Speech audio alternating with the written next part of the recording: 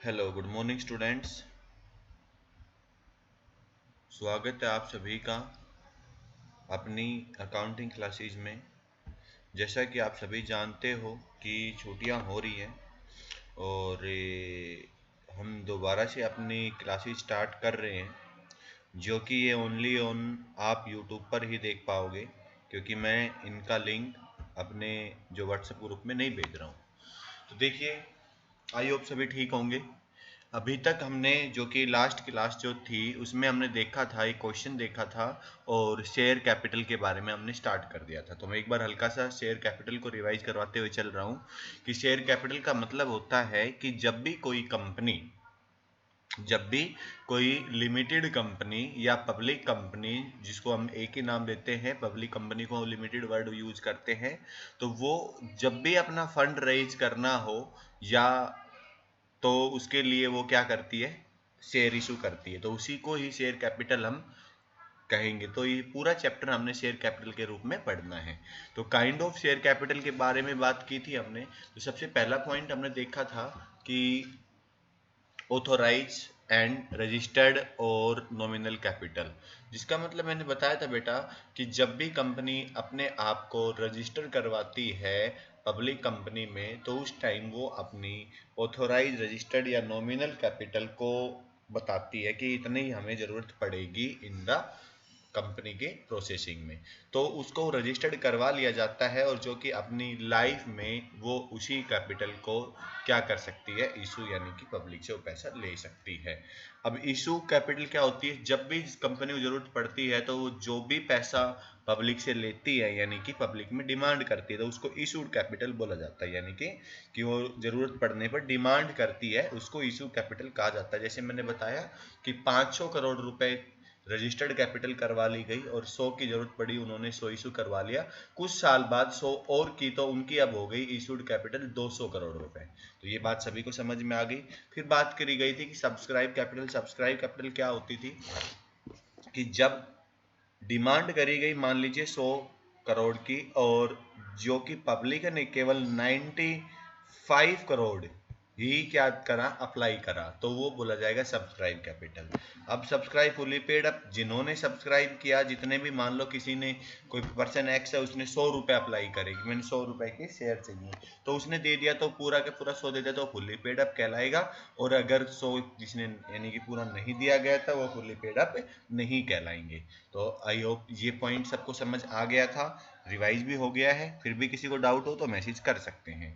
फिर हमने एक क्वेश्चन देखा था जिसमें मैंने बताया था कि ऑथोराइज कैपिटल कितनी है, 50 लाख रुपए है, डिवाइड कर दिया गया 50,000 शेयर से, जो कि 100 रुपए का एक है, और कंपनी ने केवल इशू किए हैं 30,000 ही, और 27,000 रुपी, 27,000 शेयर्स ही पब्लिक ने क्या किए, अप्लाई किए। तो मैंने आपको बैलेंस शीट बनवाई थी कि ऑथोराइज कैपिटल क्या हो गई, 50 लाख, इशूड 30 लाख, और subscribe fully paid up 27 lakh. तो यहाँ तक हमने किया था। अब थोड़ा सा थ्योरेटिकल पोर्शन बचा हुआ है, उसको करके फिर हम कोशिश करेंगे पूरा करने के बाद एक न्यूमेरिकल्स भी हो जाए हमारा। तो देखिए, अब हमारे पास अगला पॉइंट आता है cold up capital. Cold up capital का मतलब क्या होता है बेटा? देखिए, ध्यान से समझिए कि मैंने आपको बताया कि एक कंपनी कभी भी, देखिए ध्यान से समझिए बेटा, कि 100 रुपए एक शेयर की कीमत है, तो कंपनी उस 100 रुपए को एक साथ नहीं मंगवाती, उसको इंस्टॉलमेंट में मंगवाती है। मान लीजिए मैंने इसको बोल दिया 20 रुपए पहली इंस्टॉलमेंट, 30 रुपए सेकेंड, 30 रुपए थर्ड, और 20 रुपए फोर्थ एंड फाइनल। ठीक है, तो इस इंस्टॉलमेंट में के बेस पर वो क्या करवाता है, पैसे को मांगती है कंपनी। और जो भी सब्सक्राइब करते हैं तो वो क्या कहलाएगा, वो जो भी सब्सक्राइब करते हैं तो वो अब बेटा पैसा कंपनी के पास यानी कि आएगा। तो पहली इंस्टॉलमेंट दे दी, दूसरी दे दी, तीसरी नहीं दे पाए, तो वो क्या कहलाएगी, वो अनपेड कॉल कहलाएगी। बट यहां पर हम कह रहे हैं कोल्ड अप। मान लीजिए कंपनी ने पहली डिमांड की, दूसरी डिमांड की, तो दो कॉल वो डिमांड कर चुकी है, दो नहीं करी है, तो जो कॉल उन्होंने डिमांड की है उसी को हम क्या कहेंगे, कोल्ड अप कैपिटल कहेंगे। देखिए क्या कहा गया कि cold up capital means such part of subscribe capital. Subscribe कौन सी होती है, जो कि पब्लिक कंपनी को क्या करते हैं, अप्लाई करते हैं कि हमें इतनी शेयर्स चाहिए, तो वो उसको बोला जाता है subscribe. Which has been called by directors share holders for payment. तो सब्सक्राइब में से जो भी मांगा जा चुका है, यानी कंपनी ने मान लीजिए 2 कॉल डिमांड कर दी, तो उसको क्या कहेंगे, कॉल्ड अप कैपिटल। क्लियर हुआ। एग्जाम्पल देखिए कि डायरेक्टर्स कॉल रेट 60 पर share on 12,000 shares of 100 each. क्या मतलब हुआ कि 12,000 शेयर कंपनी क्या कर रही थी, इशू करी, जो कि सब्सक्राइब थे। एक शेयर की कीमत 100 रुपए थी और कंपनी ने केवल 60 रुपए ही डिमांड की है, मांगी है, तो जो कि 7,20,000 रुपए कोल्ड अप कैपिटल कहलाएगी। रिमेनिंग जो कैपिटल होगी वो 40, यानी कि 100 माइनस 60 इक्वल टू 40, 40 पर शेयर अनकोल्ड कैपिटल कहलाएगी। तो आप सभी को समझ में आया कोल्ड अप कैपिटल और अनकोल्ड कैपिटल कौन सी होगी। कोल्ड अप कैपिटल वो कैपिटल जो कि डायरेक्टर्स या कंपनी क्या करती है, जो सब्सक्राइबर होते हैं उनसे डिमांड करती है, तो वो तो कोल्ड अप कैपिटल। और जो बची हुई बैलेंस है, यानी कि जो भी शेयर की कीमत है उसमें से जो मांग चुके, जो नहीं मांगी है, उसको अनकोल्ड कैपिटल कहेंगे। क्लियर हुआ पॉइंट। ये 1 नंबर में इजिली आ सकता है बेटा, तो ध्यान से इसको नोट करना, अपने नोट्स बनाना। नेक्स्ट देखिए paid up capital. Paid up capital क्या होगी कि वर्ड ही यूज हो रहा है paid, paid up, refer the portion cold up, जो कोल्ड अप की गई है उसमें एक्चुअली रिसीव हो गई शेयर होल्डर से, यानी कि कंपनी के पास जिन शेयर होल्डर्स ने अप्लाई किया था उन्होंने क्या किया है कि पैसा पे कर दिया, कौन सा, जो कंपनी ने मांगा था, तो जो कि एक्चुअली पे कर दिया शेयर होल्डर्स ने और कंपनी को रिसीव हो चुका है, उसको क्या कहलाएगी, वो पेड अप कैपिटल कहलाएगी। जैसे फॉर एग्जांपल मैं बात करता हूं कि यहाँ पर एग्जांपल भी दिया गया है कि एनी अनपेड कॉल क्या कहलाएगा, कॉल्स इन एरियर, जो कि हम आगे पढ़ेंगे। और जो कोई एडवांस दे देता था, कॉल्स इन एडवांस, तो कॉल्स इन एरियर, एरियर का मतलब नहीं मिलना। तो इफ, जैसे कि एग्जांपल दिया है कि share holder paid 5 against the cold up amount 8, यानी कि किसी शेयर की कीमत 10 रुपए थी, उसको कंपनी 8 रुपए उसको मांग चुकी है, लेकिन उस शेयर होल्डर ने केवल 5 रुपए ही जमा करवाए हैं, तो 5 रुपए तो पेड अप कैपिटल हो गई। और paid up capital called capital less amount the calls in arrear, तो कॉल्स इन एरियर कितना हो जाएगा, 3 रुपीज कॉल्स इन एरियर हो जाएगा। क्लियर हुआ बेटा। अगर समझ नहीं आया तो इसी को ही 2 मिनट पहले रिमाइंड करिए, इसको बैक करिए और दोबारा से इस पूरे को दोबारा सुनिए, समझ आ जाएगा।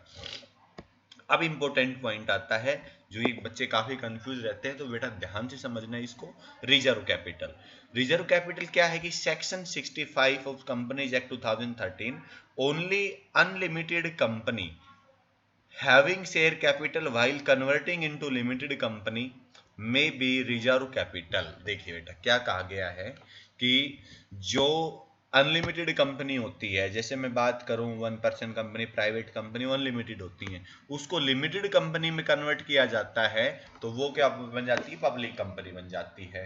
तो उस केस में वो क्या होती है कि may have a reserve capital करती है। तो देखिए कौन कौन से केसेज होंगे, जो कि company has a regulations may increase in nominal amount of share capital, increasing in nominal amount each its shares, determine that no part of increased capital called except the event winding up the company। देखिए बेटा ध्यान से समझिए, इन्होंने क्या कहा है कि रिजर्व कैपिटल कौन सी होती है कि मान लीजिए 10 रुपए एक कंपनी, एक, देखिए मैं इसको एक एग्जांपल से समझाता हूं आपको।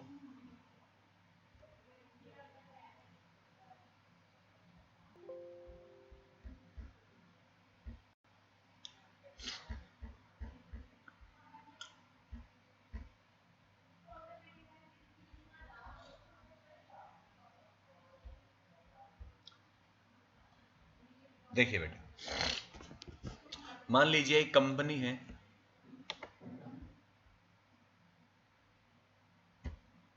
एक कंपनी है, उसने 1 लाख शेयर क्या किए हैं, रजिस्टर्ड करवाए हैं, तो वो क्या हो गई उसकी रजिस्टर्ड, नॉमिनल या ऑथोराइज, और जो कि 10 रुपए का एक है, तो उसके पास 10 लाख रुपए की क्या हो गई, ऑथोराइज कैपिटल हो गई। क्लियर हुआ बेटा। अब कंपनी को जरूरत पड़ी, इनमें से 50,000 शेयर्स कंपनी ने क्या कर लिए, इशू कर दिए, 50,000 शेयर्स इशू कर दिए, जो कि कितने रुपए के थे, एट द रेट 10, यानी कि 5 लाख रुपए के। और कंपनी ने केवल कोल्ड अप किया है 8 रुपए, 8 रुपए ही क्या किया है, कोल्ड किया है। तो कंपनी के पास कितना पैसा आ चुका है, 4 लाख रुपए आ चुका है, 50,000 मल्टीप्लाई 8। अब 2 रुपए इस चीज के बचे हुए हैं, भाई ये नहीं मांगे, और जो कि 50,000 शेयर्स कंपनी ने इशू ही नहीं किए हैं। तो जो ये अमाउंट है और जो 50,000 का पूरा 10 रुपए का अमाउंट है, वो सारा कंपनी के पास रिजर्व कैपिटल कहलाती है। बात समझ में आई है नहीं आई बेटा? ध्यान से दोबारा से देखिए कि कंपनी ने रजिस्टर्ड करवाए 1 लाख शेयर जो कि 10 रुपए के थे, और 10 लाख रुपए कैपिटल उसकी बन गई कि ऑथोराइज। अब कंपनी ने क्या किया कि 50,000 उसको जरूरत की, सोचा 5 लाख का अगर इशू कर लेते हैं, और 5 लाख उन्होंने इशू कर दिए गए, और डिमांड केवल केवल 8 रुपए की ही की गई, 2 रुपए मांगे ही नहीं गए हैं। तो जो 2 रुपए नहीं मांगे गए हैं वो भी, और जो इशू नहीं किए गए हैं वो भी, वो सारी क्या कहलाती है, आपकी रिजर्व कैपिटल कहलाती है। इसका यूज वो जब कंपनी बंद होती है, जब पैसे जरूरत होती है, तब मंगवा सकती है अपने शेयर होल्डर से। क्लियर हुआ बेटा?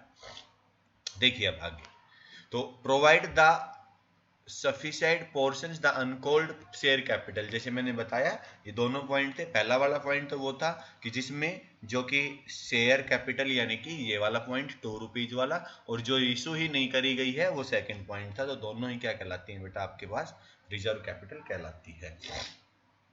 तो इन्होंने कहा है कि such case increase the capital in case specific portions uncalled capital case और become reserve capital available only the creditors on the winding up of the company. तो इनका यूज कब किया जा सकता है, जब कंपनी को बंद किया जाता है, क्रेडिटर्स या जो मांगने वाले होते हैं उनको पे करने के लिए इसका यूज किया जा सकता है। क्लियर हुआ बेटा? देखिए आगे, अब कैपिटल रिजर्व, देखो वो क्या वर्ड था, ध्यान से देखिए, ये वर्ड था रिजर्व कैपिटल। पहले रिजर्व आ रहा है, तो रिजर्व कैपिटल ये होती है, एक होती है कैपिटल रिजर्व। तो कैपिटल रिजर्व क्या होता है बेटा, कि जो आप अपनी एसेट्स वगैरह से बनवाते हो। क्लियर हुआ बेटा? तो profit on sale of fix assets, profit on revaluation of fix assets, premium issue of debenture, share या debenture, profit on reductions on debenture, profit earn by company prior to its incorporation, profit on forfeiture and reissue of shares. देखिए बेटा ध्यान से समझिए points क्या क्या होते हैं। पहला पॉइंट आपको दिया गया है कि कैपिटल रिजर्व। कैपिटल रिजर्व क्या होता है कि आपने कोई फिक्स एसेट्स खरीदी, मान लो 10 लाख रुपए की, और उसको आपने उसकी लाइफ रखी 5 साल। तो 5 साल के बाद वो क्या हो जाएगी, स्क्रैप बन जाएगी। तो आप हर साल क्या कर रहे थे, 2 लाख रुपए का डेप्रिसिएशन लगा रहे थे। 8 लाख रुपए की बची हुई है 1 साल के बाद, और आपने उस एसेट्स को 9 लाख रुपए में बेच दिया। तो कहने का मतलब आपने 1 लाख रुपए का क्या कर लिया, प्रॉफिट कमा लिया। तो वही profit on sale of fix assets क्या कहलाता है, आपका कैपिटल रिजर्व कहलाता है। नॉट रिजर्व कैपिटल क्या है, पहले कैपिटल रिजर्व यानी कि जो आपके पास कैपिटल रिसोर्सेज थे उनसे अगर रिजर्व बनता है तो वो कैपिटल रिजर्व। और जो रिजर्व कैपिटल की बात करते हैं, जो हमने हमारे पास रिजर्व रखी है, हम जब चाहे तब उसको यूज कर सकते हैं। रिवैल्यूएशंस करते हैं फिक्स एसेट्स का, जो कि आपने पार्टनरशिप में भी देखा कि पार्टनरशिप का रिवैल्यूएशंस जो प्रॉफिट वाला हिस्सा होता है वो क्या कहलाएगा, कैपिटल रिजर्व का पार्ट होता है। प्रीमियम, जब हम अपने इन्हीं शेयर्स को, जैसे मैंने अभी बताया, जो हमने लास्ट में जो अभी देखे थे, इन शेयर्स को 10 की बजाय 10 रुपए इनका फेस वैल्यू रख दी गई, और इनको हम ज्यादा में भी इशू कर सकते हैं, तो उसको बोला जाएगा बेटा प्रीमियम, जो मैं आपको समझाऊंगा अच्छी डिटेल में। ठीक है। Profit on reduction of debenture, जो डिवेंचर्स क्या होते हैं, जो लोन होता है, जो कि हमारा अगला चैप्टर रहेगा इसी बुक का, जो कि डिवेंचर्स को इशू कैसे करते हैं, तो उसमें मैं आपको बताऊंगा कि डिवेंचर्स को जब इशू किया जाता है तो उनकी पेमेंट कंपनी अपनी लाइफ टाइम में करती है, तो डिवेंचर्स की पेमेंट करना ही रिडक्शन ऑफ डिवेंचर कहलाता है। तो उस केस में जो कि आपके पास उससे प्रॉफिट हो रहा हो तो वो भी आपका कैपिटल रिजर्व का हिस्सा होता है। Profit earn by prior in corporation, यानी कहने का मतलब स्टार्ट होने से पहले ही कंपनी ने कोई प्रॉफिट कमा लिया हो किसी एक्टिविटीज में, किसी काम में, तो वो क्या कहलाएगा, वो भी कैपिटल रिजर्व कहलाएगा। फिर forfeited and reissue of share, जब ये शेयर इशू करेंगे, हम देखेंगे इस चैप्टर में, बहुत इंपॉर्टेंट और बहुत बहुत ही इजी और बहुत ही खूबसूरत पार्ट रहेगा इसका, जब हम शेयर्स को फॉरफिट करेंगे। फॉरफिट कब करेंगे? जब कोई कोई शेयर होल्डर पैसा देने में फेल हो जाएगा तो उसके शेयर को फॉरफिट करेंगे, और उसको रिश्यू करते टाइम जब हमें कोई प्रॉफिट होता है तो वो भी आपका कैपिटल रिजर्व का पार्ट होता है। क्लियर हुआ बेटा? तो देखिए मैंने डिफरेंट चीज भी दिखाया हुआ है जो कि आपकी बुक में है। मीनिंग ऑफ क्रिएशंस क्या होगा? ये क्या है? Reserve capital.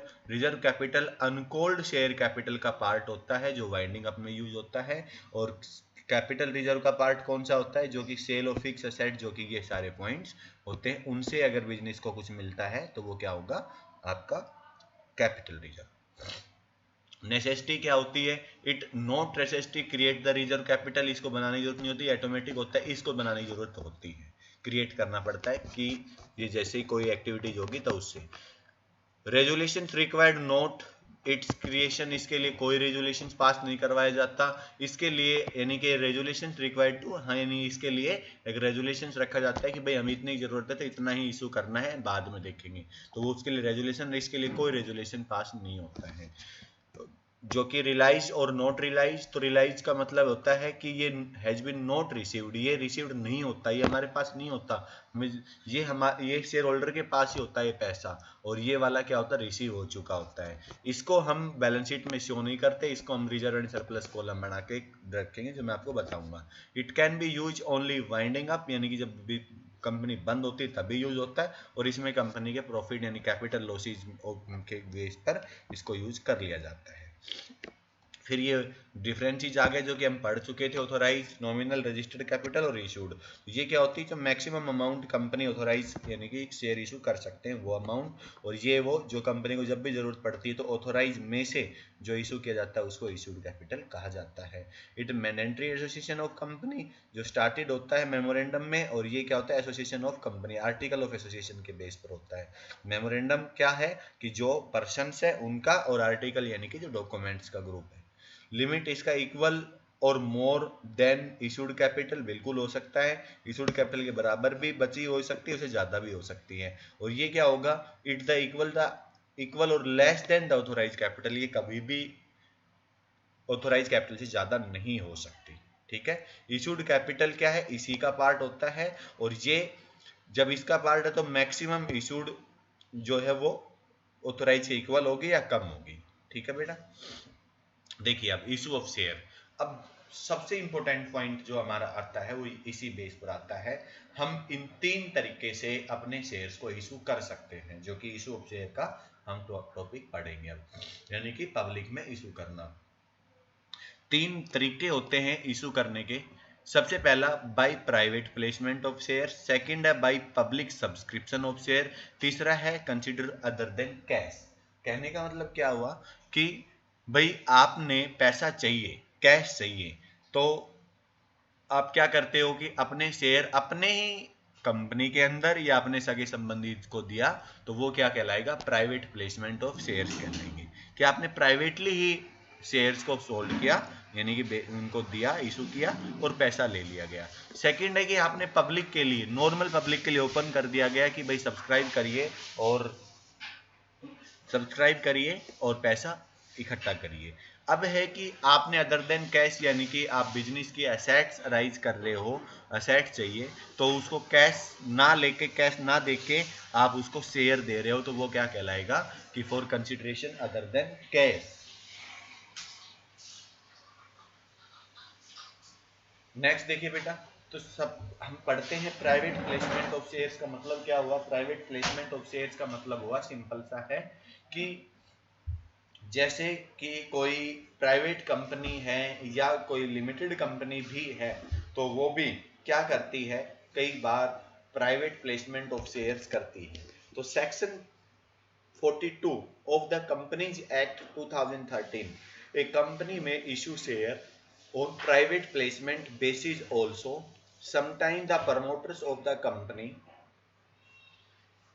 are confident to raising capital through private sources and contract, यानी कि कई बार जो कंपनी के प्रमोटर्स यानी कि जो ओनर्स या जो भी सर्विस होल्डर्स होते हैं, उनको कॉन्फिडेंस होता है, विश्वास होता है कि वो कंपनी की जो भी फंडिंग है वो सारी पब्लिक में इशू ना करके वो प्राइवेट सोर्सेज या प्राइवेट कॉन्टेक्ट उनके पास जो है उन्हीं से ही वो कर सकते हैं। तो उस केस में क्या करती है company, not invite to public subscribe the shares, तो पब्लिक के लिए वो शेयर्स को ओपन नहीं करती है।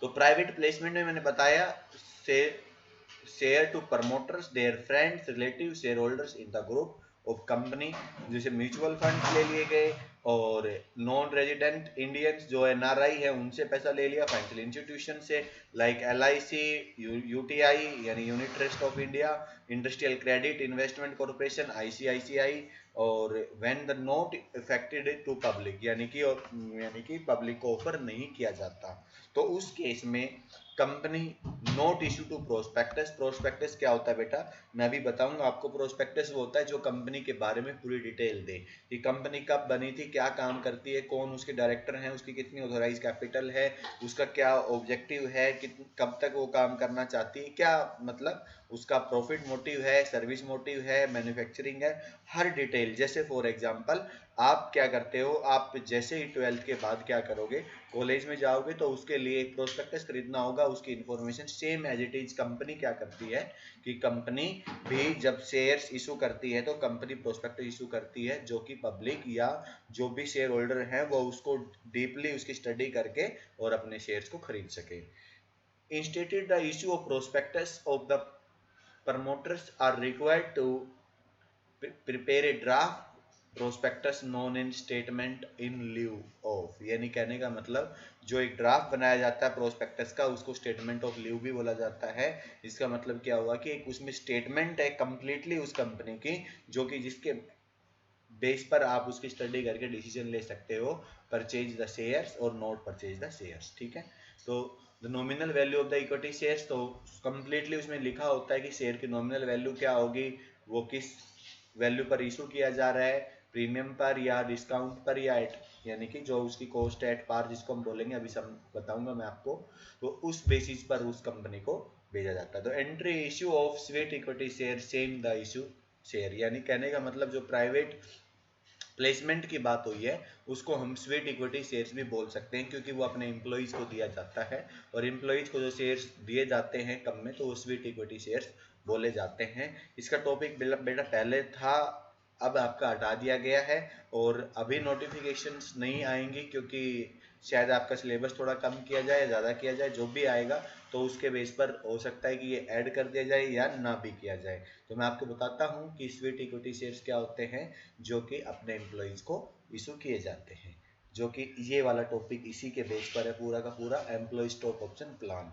तो एम्प्लॉय स्टॉक ऑप्शन प्लान का मतलब क्या है, ये एसओपी का कि जिसमें कंपनी क्या करती है अपने एम्प्लॉइज को ही क्या कर देती है, शेयर्स को देती है जो कि कम वैल्यू पर, जो कि कम वैल्यू पर दिया जाता है, जिससे कि एम्प्लॉइज ही क्या करते हैं, शेयर खरीद लेते हैं और कंपनी में वो अपना काम भी करते हैं। तो यानी कि वो ओनरशिप भी रखते हैं और वो उसमें एम्प्लॉइज का काम भी करते हैं, जो कि टॉपिक हटा दिया गया था, तो इसलिए मैंने इसको ज़्यादा इंपॉर्टेंस नहीं दे रहा हूँ। इसको हम जब प्रैक्टिकल, जब भी लाइव क्लास होगी, यानी कहने का मतलब हमारी जब हम स्कूल में क्लास होगी तो मैं इस टॉपिक को एक बार आपको क्लियरली बता दूंगा कि इसके एंट्रीज क्या होती हैं, फिर भी आपको समझाने के लिए कि आपको जरूरत पड़ सकती है इन द फ्यूचर, तो मैं इसको टॉपिक को क्लियर करवाऊंगा। ठीक है बेटा, अब देखिए, अब हम क्या करेंगे, अब हमने शेयर्स को इशू करना होगा। इशू करने का प्रोसीजर्स क्या होगा वो देख लीजिए, जो procedures of issue of share. तो इसके लिए बेटा सबसे पहले तो हमने करना क्या होगा कि देखिए, मैं पहले आपको समझा देता हूं। देखिए बेटा, ये एक कंपनी है, ये एक कंपनी है जिसको मैं मान लेता हूं एक्स लिमिटेड। अब इसने क्या किया, ये स्टार्ट हो रही है, इसने स्टार्ट होने के लिए यानी कि इन्होंने बनाया है और इन्होंने अपनी प्रोजेक्ट रिपोर्ट बनाई और रजिस्टर्ड करवा ली। तो रजिस्टर्ड करवा ली, मान लीजिए इसको 500 करोड़ रुपए इसकी क्या रख दी इन्होंने, अपनी ऑथोराइज कैपिटल रख दी, ऑथोराइज कैपिटल रख ली गई। अब कंपनी को जरूरत है मान लीजिए 200 करोड़ रुपए फंड की, तो कंपनी सबसे पहले क्या करेगी, इन्होंने जो 500 करोड़ है वो 100 रुपए पर शेयर के बेस पर डिवाइड कर लिया गया। तो 500 करोड़ है तो 5 करोड़ इसके इक्विटी शेयर हो गए, और 100 रुपए का एक है तो वो 500 करोड़ रुपए बन गए। तो सेम एज इट इज ही कंपनी को 200 करोड़ रुपए की फंडिंग की जरूरत है, तो कंपनी ने ये डिसाइड किया कि भाई हम इशू करेंगे कितने, 2 करोड़ शेयर्स, जो कि एट द रेट 100 ईच के, और वो 100 ईच जो है उसको हम एक ही पोर्शन में नहीं मंगवाएंगे, उसको हम 4 कॉल में मंगवाएंगे, जिसमें पहली कॉल का नाम रहेगा एप्लीकेशन मनी। ध्यान से समझना बेटा, इसको मैं बहुत डीपली करवाऊंगा आपको, एप्लीकेशन मनी। सेकंड है आपके पास अलॉटमेंट मनी। नाम याद नहीं होंगे आपको, जब हम करेंगे क्वेश्चंस करेंगे तब आपको मैं क्लियरली इनके नाम यानी कि अपने माइंड में सेट करवा दूंगा। तो एप्लीकेशंस पहली इंस्टॉलमेंट हो गई, सेकंड की बात कर रहे हैं अलॉटमेंट की, थर्ड की बात कर रहे हैं कॉल अमाउंट, हम डाल देते हैं फर्स्ट कॉल, जिसको हम फर्स्ट कॉल बोलेंगे, और हो सकता है second call, second and final call. तो इस तरीके से हम क्या करेंगे, उस 100 रुपए को मंगवाएंगे। तो 100 रुपए को मंगवाने के लिए मान लीजिए हमने पहले रख दिया 20, फिर 30, और फिर 20, और फिर लास्ट भी 30। तो इस तरह हमने क्या किया, अपने इस 100 रुपए के टुकड़े कर लिए गए। ठीक है बेटा। अब कंपनी क्या करती है कि सबसे पहले जैसे ही ये इंफॉर्मेशन देगी कि 200 करोड़, तो कंपनी एक प्रोस्पेक्टस इशू करेगी। प्रोस्पेक्टस क्या होता है कि एक इंफॉर्मेशन की एक बुकलेट होती है, एक बुकलेट होती है,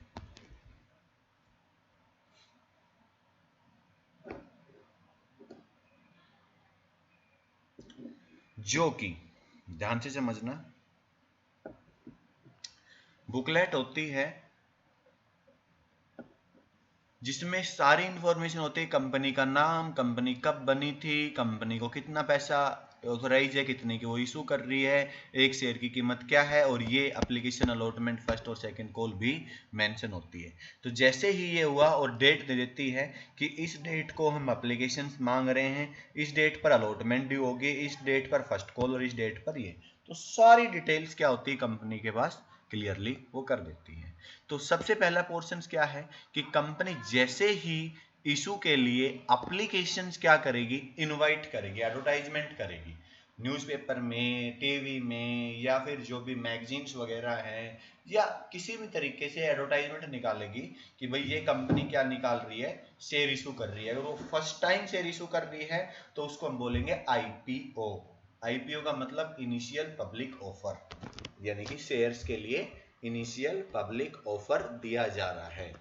तो उस केस में जो भी इंटरेस्टेड पर्सन होंगे, जो भी जिनके पास भी पैसा है और वो चाहते हैं कि भाई मैं इस कंपनी में इन्वेस्ट करूं, इस कंपनी के शेयर खरीदूं, तो वो क्या करेगा, वो उस एप्लीकेशन को फिल करेगा, साथ उसका पैसा देगा। तो पहला केस ये है।